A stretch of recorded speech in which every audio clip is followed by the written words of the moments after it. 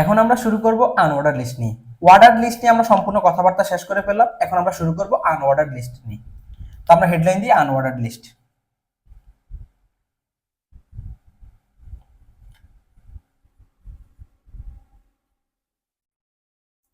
তো এখন প্রশ্ন আসতে পারে যে ভাই আনঅর্ডার লিস্ট কিভাবে বুঝবো? আনঅর্ডার লিস্ট বুঝার তিনটে উপায় আছে। দেখো, প্রথম উপায় হলো তুমি যদি কখনো এইরকম দেখো, এরকম, তো এটার নাম হলো ডিস্ক। এটার নাম কি? ডিস্ক। তো এটা দেখলে বুঝতে হবে একটা আনঅর্ডার লিস্ট। তুমি যদি কখনো এইরকম দেখো, দুইটা বিষয়, একটা ভিতর হলো পুরোটা পুরো কালো করে ফেলে, একটা হলো মাঝখানে খালি, এটার নাম হলো সার্কেল। তো এটা দেখলে তোমাকে বুঝতে হবে আনঅর্ডার লিস্ট। আর একটা হলো স্কয়ার, এরকম স্কয়ার দেখবা, SQUARE, স্কয়ার। তো এটা হলো স্কয়ার। তো স্কয়ার দেখলে বুঝতে হবে, এই তিনটা জিনিস দেখলে তোমাকে বুঝতে হবে এগুলো দ্বারা আনঅর্ডার লিস্ট বোঝানো হয়। তো এই সার্কেল যখন হবে তখন এগুলোর জন্য টাইপ লিখতে হয়। এটা টাইপ লিখবা, সার্কেলের টাইপ লিখবা, টাইপ লিখে লিখবা কি? Circle, SCRA circle. আবার এটার টাইপ লিখবা কি? সরি ভাই, এটা টাইপ হলো ডিস্ক। এটা টাইপ হলো কি? ডিস্ক। এটা টাইপ হবে সার্কেল, CIRCLE। এটা টাইপ হবে স্কয়ার, SQUARE, স্কয়ার। তার মানে আমরা বুঝতেছি যে আনঅর্ডার লিস্ট চিনার উপায় হলো তিনটা। একটা হলো ডিস্ক, এটা দেখতে, এটা নাম হলো ডিস্ক, এটা নাম হলো সার্কেল, আর এটা নাম হলো কি? স্কয়ার। তো আমরা একটা উদাহরণ লিখলাম বোর্ডের এক পাশে, এন আনঅর্ডার লিস্ট দিয়ে, আমরা ওটা নিয়ে আলোচনা করব। তো এখানেও সেম কাহিনী, আনঅর্ডার লিস্টের জন্য যেই ট্যাগ ইউজ করা হয় ওই ট্যাগের নাম হলো ইউএল। আনঅর্ডার লিস্টের জন্য যেই ট্যাগ ইউজ করার নাম হলো ইউএল।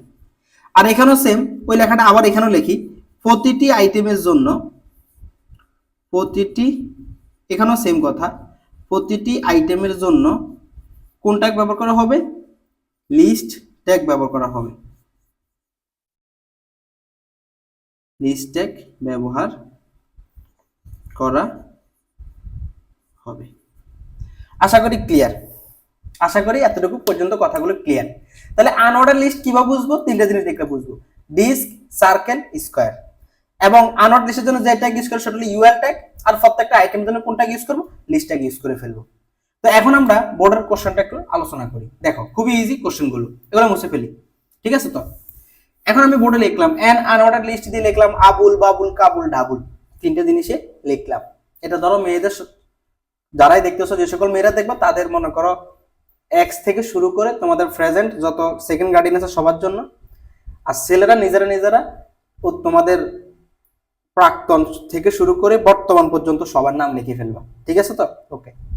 তো এখন আসি আমরা শুরু করব, কি দিয়ে শুরু করব? তাহলে আগে আমি শুরুতে লিখবো HTML, এরপরে লিখতে হবে বডি,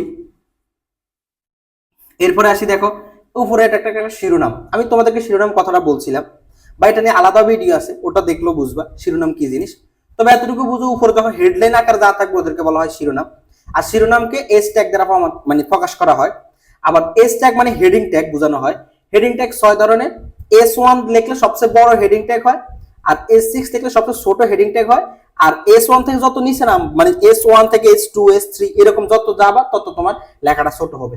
তো আমি ধরে নিলাম এটা হলো S4। তো ধরে নিলাম এটা একটা হেডিং ট্যাগ, এটা একটা ছোট আকারে লেখা S4 লিখলাম। এরপর ওই লেখাটা তুললাম, লিখলাম এন আন অর্ডার্ড লিস্ট।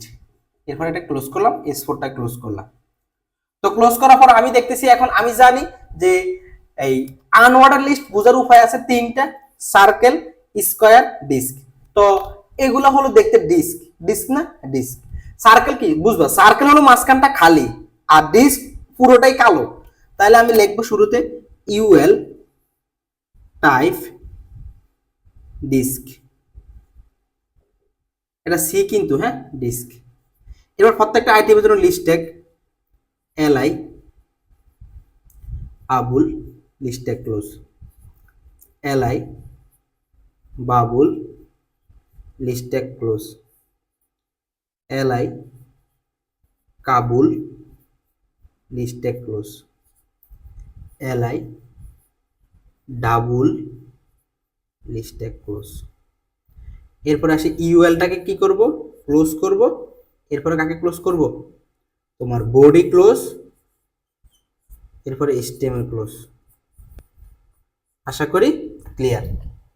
তার মানে এখন প্রশ্ন আসতে পারে যে ভাই অর্ডার লিস্টের মধ্যে আপনি স্টার্ট বলছিলেন, আনঅর্ডার লিস্টে কি স্টার্ট আছে? না, আনঅর্ডার লিস্টে শুধু অনলি টাইপ, আর কোনো কিছুই কাজ করবে না, অনলি শুধু টাইপটাই হবে, আর কিছু হবে না। তার মানে আমরা বুঝতেছি যখন এরকম থাকবে, এটা ওটা হলো ডিস্ক, তখন তুমি শুধু টাইপ ডিস্ক লিখে প্রত্যেকটা আইটেমের জন্য লিস্ট ট্যাগ লিখবা। এবার যদি এমন হতো যে এখানে এভাবে সার্কেল দেওয়া আছে, তোমার লিস্ট না দিয়ে এভাবে সার্কেল দেওয়া আছে, তাহলে কি করতা? তাহলে শুধু টাইপটার মধ্যে কি বসাতা, সব ঠিকঠাক থাকলো, টাইপের মধ্যে তুমি শুধু সার্কেল বসাই দিবে, CIRCL, আর কিছু না, আর বাকি সবগুলো লেখা গেছে। খুবই ইজি, একবারে ফানির মতো সহজ। আশা করি এটাও বুঝলা।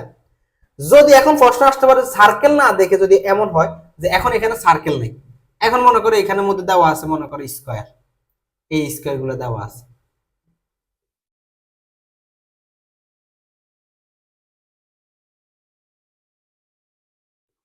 তখন কি লিখবো আমরা? এখানে টাইপের মধ্যে কিছুই না, শুধু স্কয়ার লিখে দিব,